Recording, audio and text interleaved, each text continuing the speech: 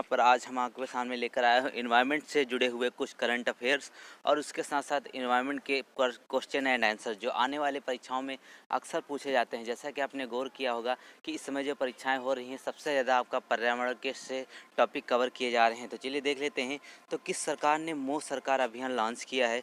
Option है पश्चिम बंगाल, त्रिपुरा, नागालैंड, उड़ीसा। तो इसका जो राइट आंसर हो जाएगा वो हो जाएगा उड़ीसा। उड़ीसा की अगर यहाँ पर बात कर लेते हैं तो उड़ीसा के मुख्यमंत्री जो है इस समय वो है नवीन पटनायक ने गांधी जयंती के अवसर पर ये अभियान लॉन्च किया गया था जिसका नाम दिया गया था मोह सरकार अभियान। चलिए नेक्स्ट क्वेश्चन ले लेते हैं। तो नेक्स्ट क्वेश्चन है निम्नलिखित बहुपक्षीय सम्मेलन में से कौन सा एक स्थायी कार्बनिक प्रदूषण से मानव स्वास्थ्य एवं पर्यावरण की रक्षा करने के लिए है। तो ऑप्शन है बोन सम्मेलन, स्टॉकहोम सम्मेलन या फिर रॉटरडैम सम्मेलन या फिर बेसल सम्मेलन। तो इसका जो राइट आंसर हो जाएगा वो हो जाएगा स्टॉकहोम सम्मेलन। तो यहाँ पे बात करते हैं स्टॉकहोम सम्मेलन की। तो यह एक स्थायी सम्मेलन है जो हर साल जो आयोजित किया जाता है और इसमें मानव स्वास्थ्य और पर्यावरण की रक्षा के लिए जो है विशेष कदम उठाए जाते हैं। नेक्स्ट क्वेश्चन ले लेते हैं मॉन्ट्रिक रिकॉर्ड किसका रजिस्टर है। एक रिकॉर्ड है जिसका नाम है मॉन्ट्रिक, तो वो किस चीज़ का रजिस्टर्ड है। ऑप्शन है खतरे में स्थित विदेशी प्रजातियाँ, खतरे में स्थित वन्य प्रजातियां, मानव जनित गतिविधियों के तहत खतरे में जलीय स्थान, इनमें से कोई नहीं। तो इसका जो राइट आंसर हो जाएगा वो हो जाएगा मानव जनित गतिविधियों के तहत जलीय स्थान जो जो खतरे में जलीय स्थान है उनके तहत यहाँ पर इसमें जब चीज़ें जो उसमें दर्ज करी जाती हैं। नेक्स्ट क्वेश्चन ले लेते हैं निम्नलिखित में से कौन सी बीमारी से कोयले की खान में काम करने वाले मजदूरों की उम्र कम हो जाती है और उस बीमारी को ब्लैक लंग्स बीमारी कहा जाता है। तो ब्लैक लंग्स बीमारी किसको कहा जाता है। तो इसके ऑप्शन देख लेते हैं क्लोम, गोला, पुरुगड़ता और प्रगतिशील विशाल फाइब्रोसिस और मेसोथेलीमिया। तो यहाँ पर जब बात करते हैं तो इसका राइट आंसर हो जाएगा ये हो जाएगा क्लोम, गोला, रुरुगड़मता। ठीक है, तो ये हो जाएगा इसका राइट आंसर। नेक्स्ट क्वेश्चन ले लेते हैं वन्य जीव संरक्षण के क्षेत्र में अदम्य साहस दिखाने वाले को कौन सा पुरस्कार दिया जाता है। यानी कि वन्य जीव संरक्षण के क्षेत्र में सबसे जो अदम्य साहस दिखाता है उसको कौन सा पुरस्कार दिया जाता है। ऑप्शन है इंदिरा गांधी पुरस्कार, मेदिनी पुरस्कार योजना, अमृता देवी बिश्नोई पुरस्कार, पीताम्बर पंत राष्ट्रीय पुरस्कार। तो इसका जो राइट आंसर हो जाएगा वो हो जाएगा अमृता देवी बिश्नोई योजना। ठीक है, नेक्स्ट क्वेश्चन ले लेते हैं डाची ग्राम राष्ट्रीय उद्यान कहाँ पर है। डाची ग्राम राष्ट्रीय उद्यान कहाँ पर है। तो इसका ऑप्शन है जम्मू कश्मीर, हिमाचल प्रदेश, उत्तराखंड और पंजाब।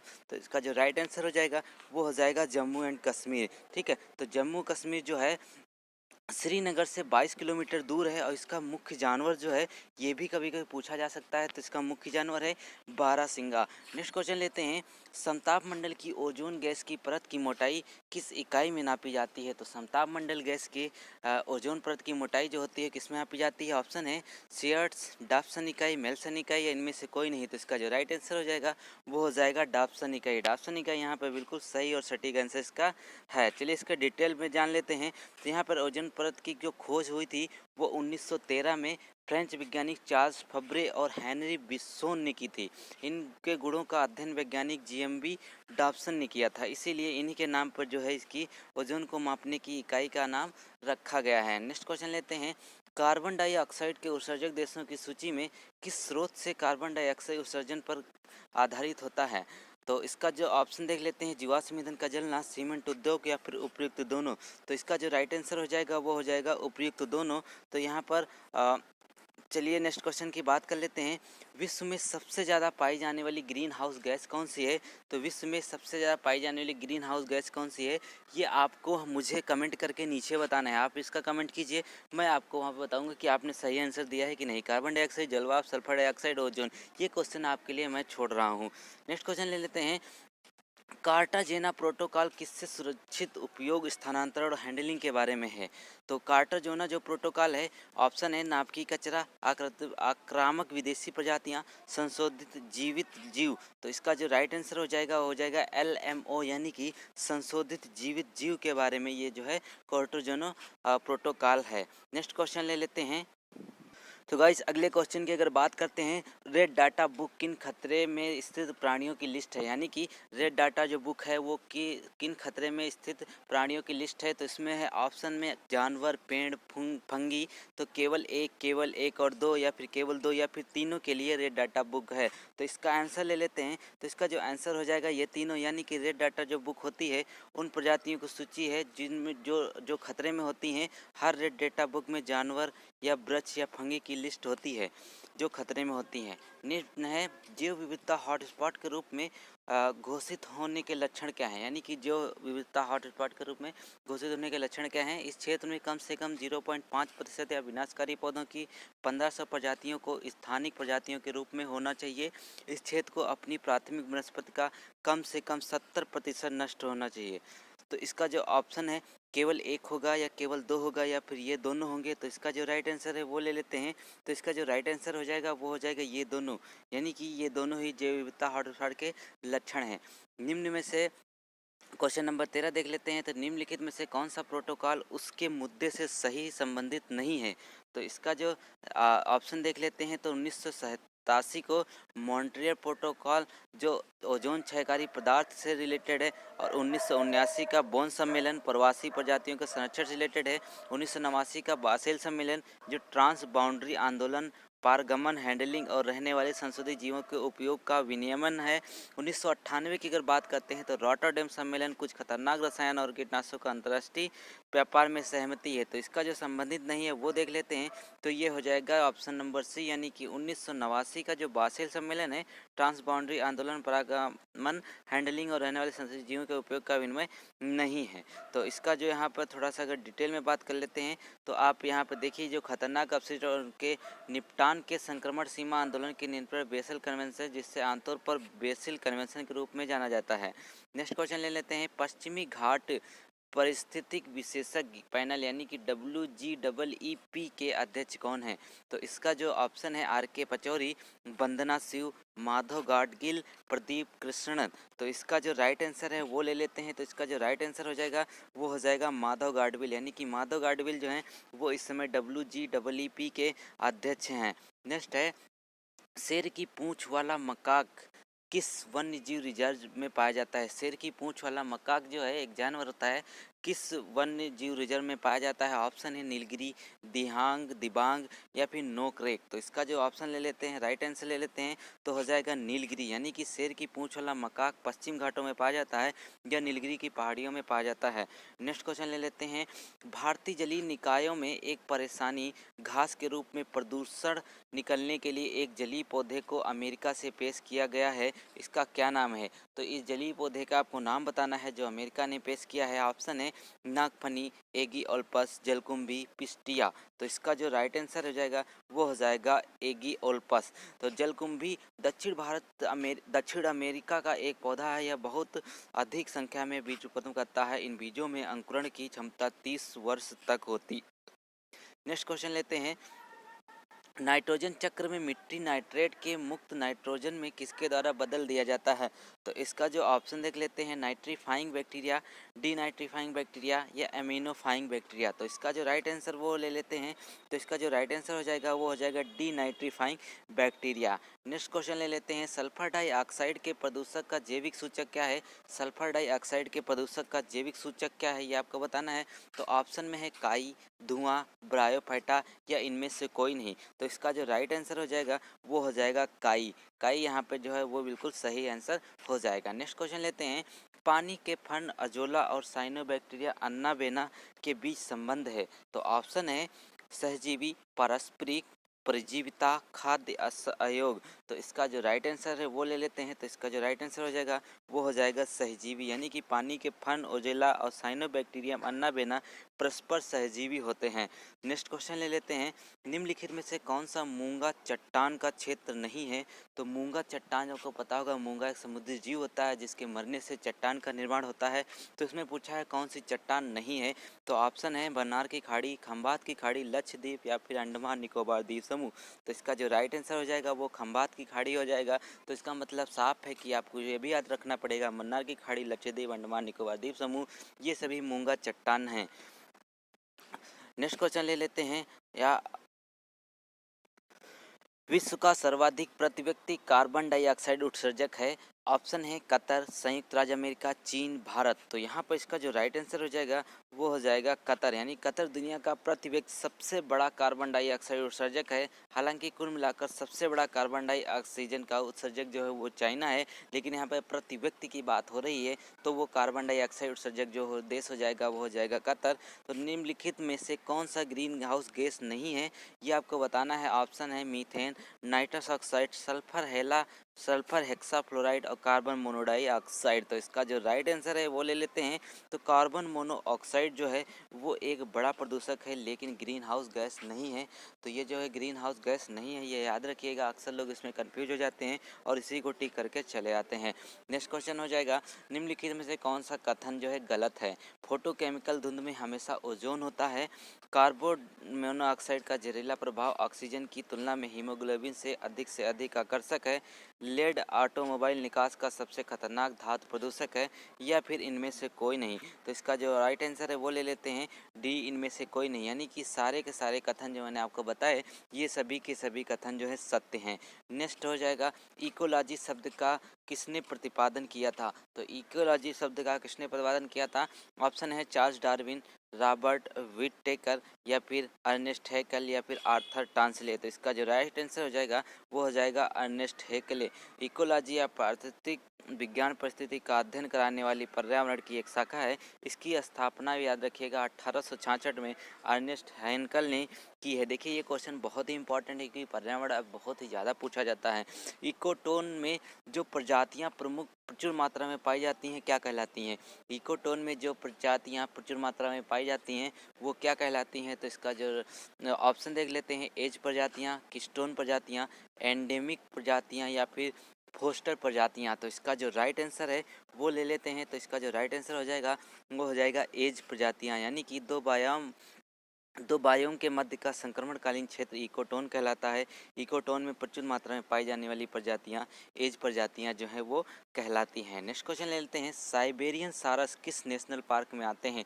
जो साइबेरियन सारस होते हैं वो किस नेशनल पार्क में आते हैं ये आपको बताना है। तो इसका जो ऑप्शन है Keoladeo National Park, Manas National Park, Dudhwa National Park और जिम कॉर्बेट नेशनल पार्क। तो इसका जो राइट आंसर है वो ले लेते हैं।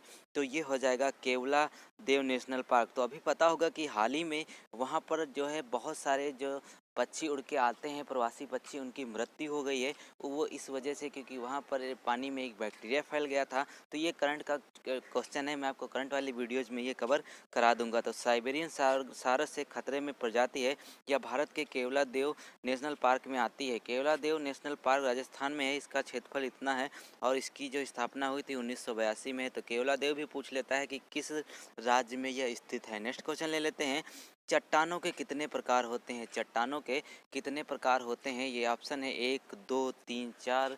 तो इसका जो राइट आंसर है वो ले लेते हैं। तो चट्टानों के जो 3 प्रकार होते हैं वो होते हैं आग्नेय सेल, अवसादी सेल, रूपांतरित कायांतरित सेल। ठीक है, तो यहाँ पे आग्नेय सेल, अवसादी सेल और रूपांतरित सेल जो है ये आप लोग पढ़ लीजिएगा क्योंकि ये चीज़ें बहुत इंपॉर्टेंट है। क्योंकि आग्नेय सेल, अवसादी सेल, ठीक है, ये चीज़ें बहुत ही ज़्यादा इंपॉर्टेंट है। चलिए मैं आपको बता देता हूँ। मान लीजिए आपका लावा निकलता है, ठीक है, ज्वालामुखी से इस तरीके से कुछ स्ट्रक्चर होता है। तो लावा जब निकलता है तो जब लावा निकल कर जो जम जाता है तो वो हो जाती है आग्नेय सेल। और कुछ सालों बाद ये आग्नेय सेल जो होती है ये टूट जाती है और ताप दाब के कारण टूटने के बाद ये जो है थोड़ा नीचे आ जाती है। यानी किसके कहें जो ये ऊंचाई पे जमता है तो ये थोड़ा नीचे आ जाता है तलहटी में, तो वहाँ से अवसादी सेल हो जाता है। और अगर रूपांतरित सेल की बात करते हैं तो रूपांतरित सेल में जो चट्टानें, ये जो अवसादी चट्टानें थी, ये ताप दाब और हज़ार सालों या फिर कई वर्षों बाद ये चेंज हो जाती हैं।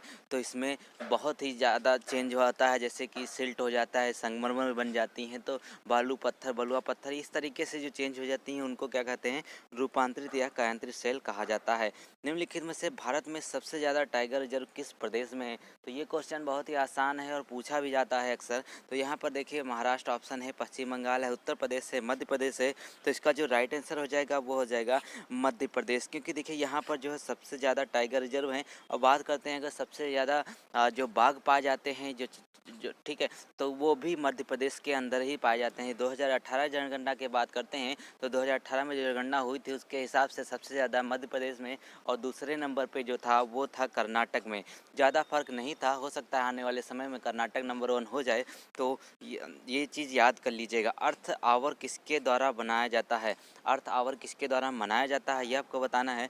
तो यूनेस्को, WWF, संयुक्त राष्ट्र या फिर UNCN। तो इसका जो राइट आंसर है वो देख लेते हैं। तो WWF यानी कि अर्थ आवर जो WWF के द्वारा मनाया जाता है, इसके 5 मिलियन समर्थक हैं, 100 देशों में यह फैला हुआ है। इसका उद्देश्य धरती के संसाधनों को बचाना, जो हमारे लिए बहुत ही ज़्यादा इम्पॉर्टेंट है। नेक्स्ट क्वेश्चन है, NGT के सबसे पहले अध्यक्ष आपको बताना है। NGT जो होता है, राष्ट्रीय हरित प्राधिकरण के पहले अध्यक्ष कौन थे? ऑप्शन है justice AE Naidu, justice Lokeshwar Singh, justice Markandey Katju. तो इसका जो राइट आंसर हो जाएगा वो हो जाएगा जस्टिस लोकेश्वर सिंह। तो इसकी जो हाइड्रोपोनिक्स किससे संबंधित है, बता दूं कि इसका जो पहला वाला पार्ट था वो अपलोड हो चुका है, तो उसको जाकर आप देख सकते हैं। हाइड्रोपोनिक्स किससे संबंधित है? ऑप्शन है पौधों की बहुत सी संस्कृत, जल संरक्षण, पर्यावरण संरक्षण या फिर सब्जियों के अध्ययन से। तो इसका जो राइट आंसर हो जाएगा वो पौधों की बहुल संस्कृत से जो है ये संबंधित है, यानी कि हाइड्रोपोनिक्स जो है वो पौधों की प्रजातियों से संबंधित है। नेक्स्ट क्वेश्चन लेते हैं, हवाई के जंगल किस प्रदेश में, हवाई के जंगल किस प्रदेश में है? ऑप्शन है राजस्थान, उत्तर प्रदेश, मध्य प्रदेश या फिर बिहार। तो इसका जो राइट आंसर हो जाएगा वो हो जाएगा राजस्थान। ठीक है, तो यहाँ पे इसका जो राइट आंसर है वो राजस्थान हो जाएगा। तो राजस्थान में जो है हवाई के जंगल जो है पाए जाते हैं, जो पाली जिले में स्थित हैं। इन्हें कंजर्वेशन रिजर्व स्टेट मिला हुआ है। नेक्स्ट क्वेश्चन ले लेते हैं, निम्नलिखित में क्या जलवायु परिवर्तन पर एक्शन प्लान का हिस्सा है? ऑप्शन है राष्ट्रीय जल मिशन, प्रदूषण नियंत्रण के लिए राष्ट्रीय मिशन, सतत कृषि के लिए राष्ट्रीय मिशन या फिर सतत आवास के लिए राष्ट्रीय मिशन। तो क्वेश्चन देख लीजिए, जलवायु परिवर्तन पर एक्शन प्लान का हिस्सा नहीं है। तो इसका जो राइट आंसर हो जाएगा वो हो जाएगा प्रदूषण नियंत्रण के लिए राष्ट्रीय मिशन। नेक्स्ट क्वेश्चन ले लेते हैं, ग्रीन इकोनॉमी किसके नेतृत्व में है? ग्रीन इकोनॉमी जो है वो किसके नेतृत्व में है? तो ये संस्थाएं हैं जिसमें यूनाइटेड नेशंस हो गया, United Nations Environment Programme, European Union या फिर IUCN। तो इसका जो राइट आंसर हो जाएगा वो हो जाएगा यूनाइटेड नेशंस एनवायरनमेंट प्रोग्राम। ठीक है, इसके तहत जो है वो हमारी ये वाली संस्था ग्रीन इकोनॉमी है। नेक्स्ट क्वेश्चन लेते हैं, पर्यावरण अधिनियम 1986 के अंतर्गत कार्य करते हुए भारत सरकार ने किस प्रदेश में सर्वाधिक पर्यावरण संवेदनशील जगहों की खोज की है? यानी कि कौन सा वो प्रदेश है, कौन सा राज्य है जिसमें सर्वाधिक पर्यावरण संवेदनशील जगहों की खोज करी गई है? तो वो है, इसका राइट आंसर हो जाएगा महाराष्ट्र। महाराष्ट्र में जो है सर्वाधिक पर्यावरण संवेदनशील जगहें पाई जाती हैं। नेक्स्ट क्वेश्चन ले लेते हैं, विक्रमशिला गंगा डॉल्फिन अभयारण्य किस प्रदेश में है? देखिए, अभयारण्य से क्वेश्चन जरूर पूछा जाता है, कोई भी एग्जाम हो। तो विक्रमशिला जो गंगा डॉल्फिन अभयारण्य है किस प्रदेश में स्थित है? तो इसका जो ऑप्शन देख लेते हैं, उत्तर प्रदेश, बिहार, पश्चिम बंगाल या फिर असम। तो इसका जो राइट आंसर हो जाएगा वो हो जाएगा बिहार। ठीक है, तो बिहार जो है विक्रम गंगा डॉल्फिन अभयारण्य बिहार में है, जो गंगा की डॉल्फिन की सुरक्षा के लिए बनाया गया था। तो इसमें जरा से भी कंफ्यूज ना हो, तो आपको पता है कि राष्ट्रीय जलीय जीव है वो भी गंगा की डॉल्फिन है भारत की। नेक्स्ट क्वेश्चन लेते हैं, निम्नलिखित में से प्रोटोकॉल में से कौन सा एक्सेस और बेनिफिट शेयरिंग ABS तंत्र से संबंधित है? कौन सा एक्सेस और बेनिफिट शेयरिंग ABS तंत्र से संबंधित है? ऑप्शन है Kyoto protocol, Nagoya protocol, Montreal protocol और जिनेवा प्रोटोकॉल। इन चारों प्रोटोकॉल के बारे में आप जरूर पढ़ लें, क्योंकि इन चारों में से एक नया क्वेश्चन जरूर आपके एग्जाम में आता है। तो इसका जो राइट आंसर हो जाएगा वो हो जाएगा Nagoya Protocol. Nagoya Protocol access और बेनिफिट शेयरिंग ABS तंत्र से संबंधित है। यह 29 अक्टूबर 2010 को जो है जापान में स्थानांतरित की जो हस्ताक्षरित किया गया था। नेक्स्ट क्वेश्चन ले लेते हैं, किस शहर को टाइगर गेटवे ऑफ इंडिया कहा जाता है? तो किस शहर को टाइगर गेटवे ऑफ इंडिया कहा जाता है? तो इसका जो ऑप्शन है भोपाल, नागपुर, मैसूर, लखनऊ। तो इसका जो राइट आंसर हो जाएगा वो हो जाएगा नागपुर, जो महाराष्ट्र जो स्टेट है उसमें पड़ता है। नेक्स्ट क्वेश्चन ले लेते हैं, निम्नलिखित पर ध्यान दीजिए। इस तरीके के क्वेश्चन जो है बहुत ही ज़्यादा पूछे जाते हैं। आपको पता है PCS का पेपर हो या फिर UPSC का हो, तो मैचिंग वाले क्वेश्चन ज़्यादा पूछे जाते हैं।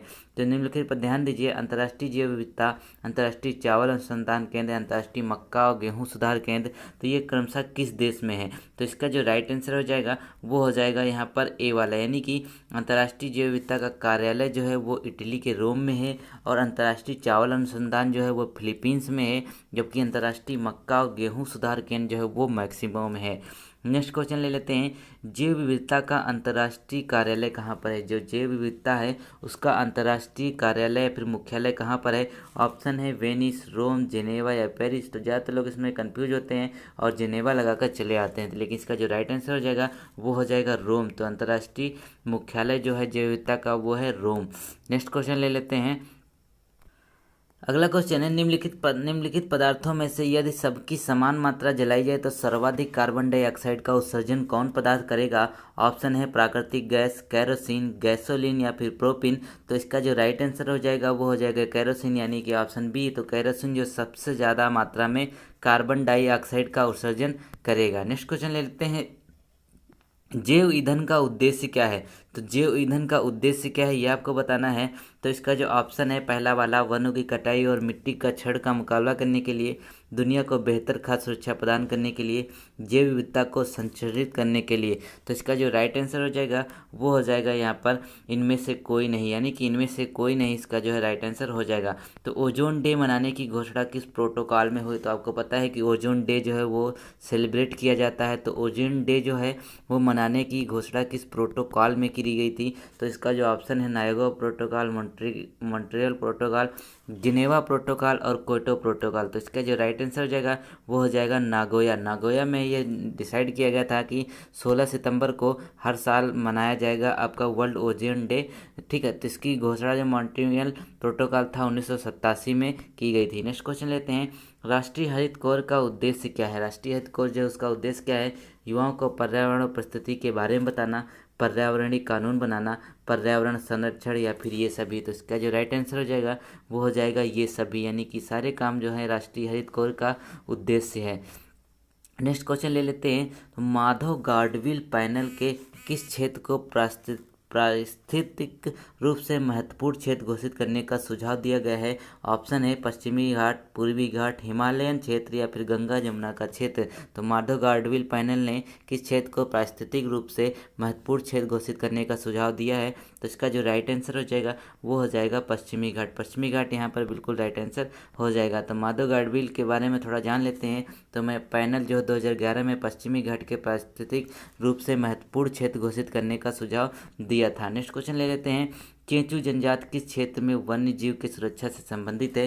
जो चेंचू जनजाति है, ऑप्शन है नागार्जुन श्रीशैलम आंध्र प्रदेश, सिमलीपाल उड़ीसा, पलामू झारखंड। तो इसका जो राइट आंसर हो जाएगा वो हो जाएगा नागार्जुन श्रीशैलम आंध्र प्रदेश। तो चेंचू जनजाति जो कहाँ पाई जाती है ये क्वेश्चन भी बन सकता है, और वन्य जीव से सुरक्षा से संबंधित जो कौन सी जनजाति है ये क्वेश्चन भी आपका पूछा जा सकता है। तो चेंचू जनजाति जो है वो आंध्र प्रदेश के नागार्जुन श्रीशैलम में रहती है और वन्य जीव संरक्षण से वो संबंधित है। नेक्स्ट क्वेश्चन लेते हैं, पर्यावरण लेखांकन क्या है। तो पर्यावरण लेखांकन की अगर बात करते हैं तो यह पर्यावरण प्राकृतिक संसाधनों की खपत को मापने की एक विधि है।